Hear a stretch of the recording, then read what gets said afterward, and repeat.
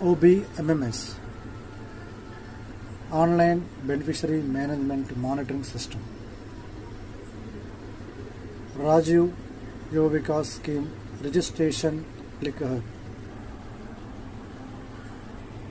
SC, ST, BC, MBC, BC Federation, Minority, Christian Minority.